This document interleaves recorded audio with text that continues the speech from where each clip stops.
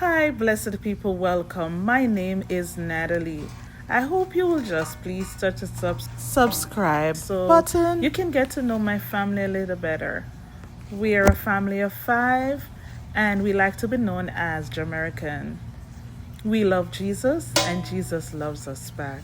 Enjoy.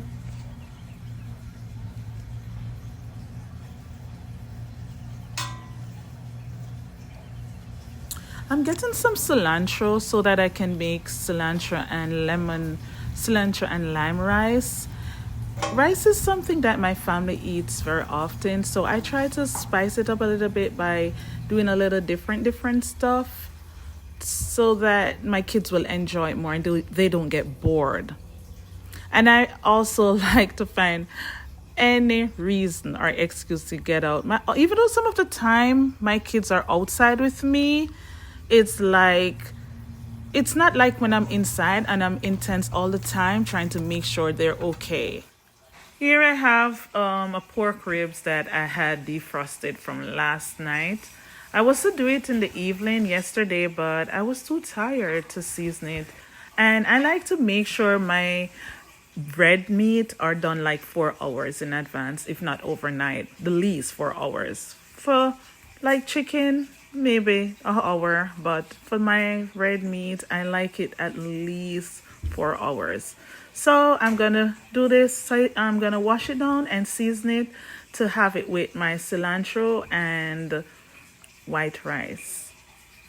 I meant cilantro and lime rice. Yeah. So here it is, 4 hours after. I'm gonna cook it down and get it going. But how are you doing today? The question is most of the people that I've been talking to these days are like so stressed out about what's happening with the prices and how things are just getting expensive. I too, when I was picking up this meat the other day, was like, wow, it's like the price felt like it almost doubled. No, it's you can see people going around on their daily move these days, and you don't even know what people are going through. Things are so difficult these days.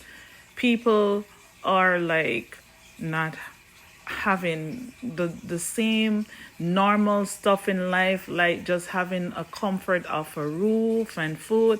It's just get life is just getting harder, and I too sometimes I'm feeling the buck of it, especially in my household where my husband is like the only one bringing in an income. It's I would say a single income home. It's not easy, but I have been doing some stuff like you see here. I have the cilantro that I got from my garden. Whatever I can do to make things a little bit less on our pocket, like plant some stuff like my yams and few stuff I can throw in because I don't have a yard where I can plant, but few stuff that I can throw in like a pot, like a container, and it not be in a case where it's going to be problematic for where I'm living, because that's another issue again that I'm faced with.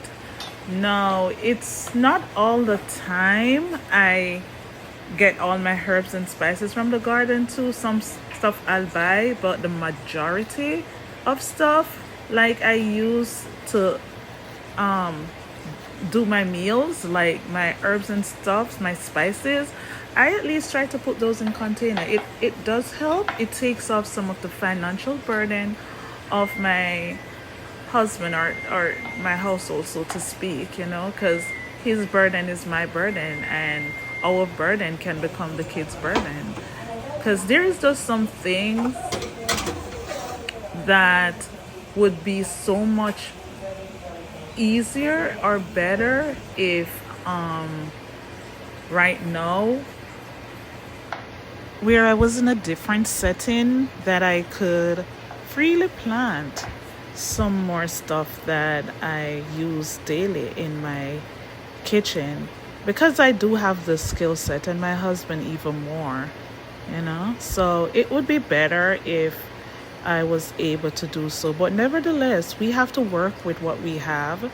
And that's why I'm planting in containers. So I'm saying whatever you can do, if you can even do some herbs and spices, it helps with what is going on right now.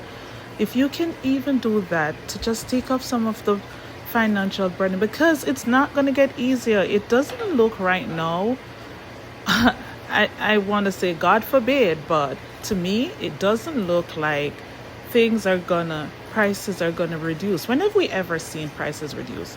And if so, it's probably gonna be under some like recession. And when that happens, most of the time people are not even gonna have the jobs to provide, to find the money to buy stuff that are not readily, that would probably, I should say, something that they want, something that they need, stuff that they want to have in their daily life. Certain necessities is going to be like harder to acquire if you don't have the job, or if your job is not bringing in as much.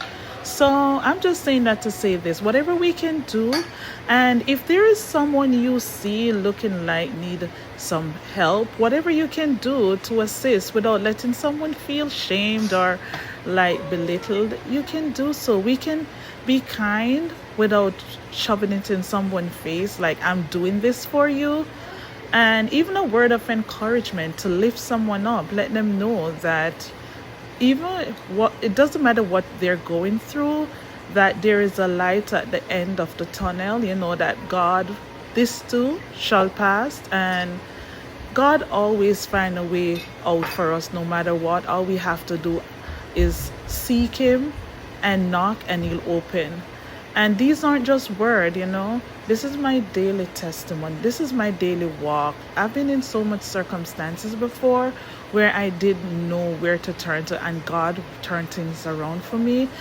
I have been in situation whereby I couldn't even find diaper. It was so hard, and God turned things around for me. So we're not to judge people where they are and look at people to say, hey, this or that, or you should be able to do this or that. We don't know what people are going through. We don't know what circumstances people are faced with. And poverty come in different ways, different look. I like to say different range. It is something that nobody wants, nobody asks for. Even if you make a mistake and it plunge you to the point where you are hitting rock bottom, you didn't. I don't think nobody wanted that. I don't think someone who finds themselves in that situation, irregardless of how they found themselves there, is something that they would have embraced or wanted. So Jesus says the poor will be among us always, and therefore, whether you started high and fell, or you have just always been on that bottom point where you are considered to be the poor, I'm trying to put it in that way, it's still something that was from the beginning. And if we can lend a hand to someone at this time, if we can, however we can, please, I'm asking, at this time, be sensitive and try to help someone however you can. I've been finding myself more thinking of ways in which, is it just that I'm going to give some clothes to somewhere that someone probably don't even know if they are going to find the money to buy, or is it better to just hand someone that clothes, and bless someone with it, who doesn't have to go into a store, even though it might be one that is accommodating to their financial situation. But sometimes people just can't find the last dollar, and we have to just do what we can do to help someone right now, and lift up your head. And if you're in a situation, if you're in a situation right now, just look to God, and I know he'll work it out. He will work it out. He's a God that hears, and your Heavenly Father even knows before you ask. So I'm telling someone today, just look to God, and don't let sources or situation bring you down to the gutter where you find yourself doing things that you probably wouldn't or shouldn't do.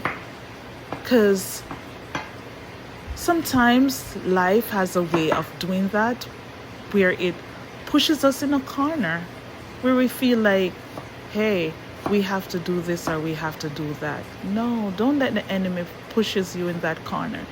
Just look to God. I'm telling you, look to God. He will deliver. I'm cutting up this onion. Do you see me crying?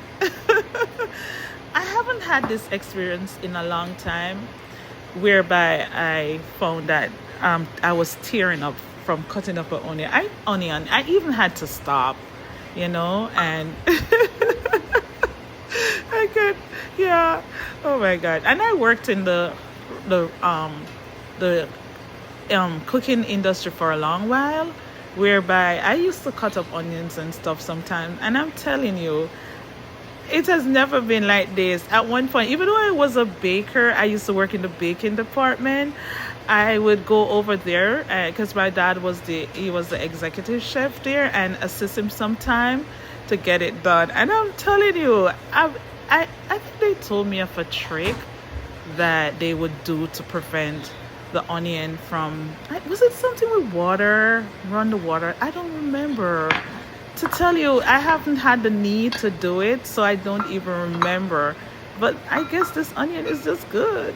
And it wasn't one from my garden. This is something I've been experimenting with too, trying to see if I can grow onion. I have a few that scallop, that's what it's called. Yeah, I have a few that I planted, and I'm waiting for it to give me some seeds.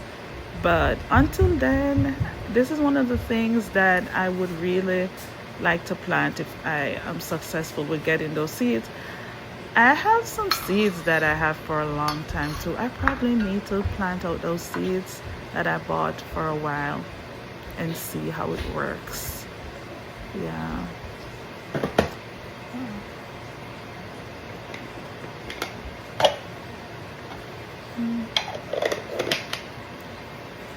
But back to what we were saying, right?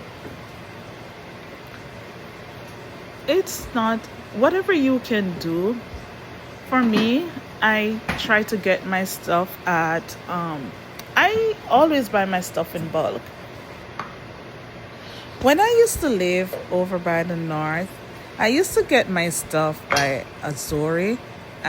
Most of their stuff, they do a lot of bulk stuff, and I used to get my bulk stuff there where my husband would drive to a location and we would order the stuff, and whenever they would go to that specific location, then we would get everything there. They would have like a designated spot where they would just do one drop off and you would go and get your stuff there. And we did it so often that the lady that at the house that my husband would get his stuff, she knew my husband so well and know that he would be always late, because at the time he would like be able to get off and pick it up from work. It was a good distance too from where we work. She knew that he would be a little bit late prior to the time the delivery was done, and she would take the stuff and, like, if it's raining, and keep it from it getting wet, even though most of the material that was over it would be protected, but she would pull it aside for us and see that it's safe, and she would communicate with my husband and let him know some of the time what was going on. So that was good for me. But I don't know, when I was leaving there, I did ask if they had like a delivery place where I'm at, not in the specific area, but to the south where I'm living, and they did say yes. I don't know how far from where I am, because I haven't been able to do that. We have just not been adjusted yet. But as soon as I am in the situate myself to where I'm comfortable to go and do it, I am definitely gonna start doing it, because I get some good quality stuff from Missouri, even though you have to also, because they have it's like you have to, it's like when you go to the store and you pick your stuff out, what is the best product for you. As for me, where their stuff are concerned, you have to just know like some of the stuff maybe are not really organic, and you know what you want and do your due diligence by making sure what you're getting is 100% organic to your liking. I also do some stuff at Costco. Costco, I do bulk shopping too, but a lot of things that I used to do, I'm not been in it, even though I have gone to Costco here, but it's not as often as I would before because I'm a little distant from where they are too, and that's another thing. I have to take in consideration gas and etc., all of that. So I've been mostly going to the place called again. Oh my god, I'm always lost. Word. Thing there. All this, yes, all this. I'm always doing my stuff at all this because I find that all this stuff are very reasonable too, even though they don't do a like bulk stuff. So it's in my price range where I feel comfortable shopping there, and they do have some good organic stuff. Now I'm washing my rice to make my cilantro rice after I've done prepping. And I should have mentioned I did wash my cilantro in advance, so I just started to cut it. I when I cut my stuff from my garden, I just take them in and wash them most of the time in some vinegar or salt to make sure. So they have those little creepy stuff out there. So yeah, and that's one of the comfort too of having your own herbs and spices, because when you can cut like your food and your yams and so forth and peel off the skins, your herbs, especially when I buy like medicinal herbs and they're already dry, I just have the comfort of knowing like, hey, I washed it myself, and I feel like after it has dried, is like it's not, it's, I wouldn't use the word pointless, but it's like after it's dried and you wash it, I don't think it does the job well. Yeah.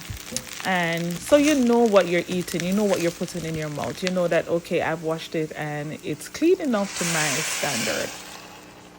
So here I am pouring in some water that I just put the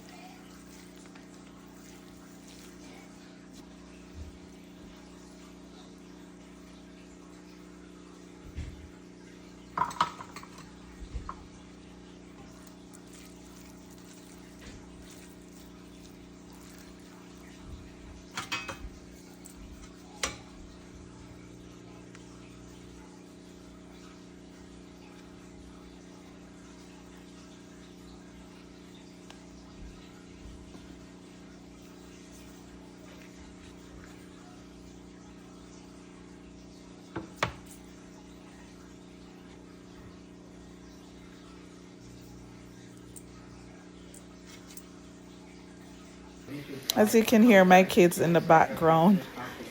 And as speaking about kids, for those of us that have kids and are going through what we have to be going through, we have to be strong for them, you know. We have to make sure that it doesn't rub off on them, our energy, because kids do know when we are going through stuff. So we have to try and see if we can find that space where we can breathe that breather and just not let our, I mean, they may have a little idea, especially when things are whereby there it's caused displacement, or you have to say you can't get the toys you used to get like you used to get, or you can't go to the fast food place like you used to. They will know, but minimize the situation from them by not letting your energy rubs off to the point where it's gonna make them feel depressed. Find that space where you just have to try and uplift their spirit, because I love to say their brain are not yet developed and things do have more impact on them, you know, whereby they are living a life where whatever is happening is going to impact their adulthood. And so we have to try and see if we don't let what we're going through cause them to plunge into depression. Just see how we can get them to get out of the frame of mind of the situation that we're all facing with, or at least most of us are facing with now. And play games with them. It does you if you can't go out. Those of you, I don't do games. You know, I my kids say they're gonna teach me, and I'm up for that. But for those parents who does play game, or if you do play games, then you can play some games with them sometime. If you can find a little bit of time, like my husband on his day off, he will go out and ride a bike with them just to help them to get through these times that most of us are facing with. And let them not drench in the fact that things are changing, because things are looking like it's changing for a lot of us in terms of what we're used to, you know, the fact that we're not able to spend like we used to.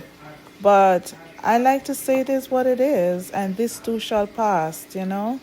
Just be strong for your kids. For those of us who have kids, we just have to be strong for them. And for if you're a couple and you're going through something right now, just try and not let it impact your relationship.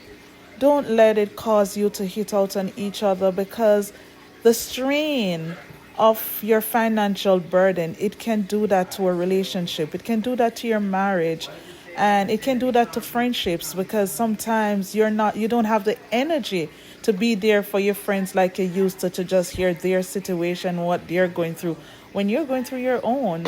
So we just all have to sit back, take a breather, and see how we can best not let this have any negative impact on our life, and try find the positive in a situation that looks to me like it's not going to get better for now.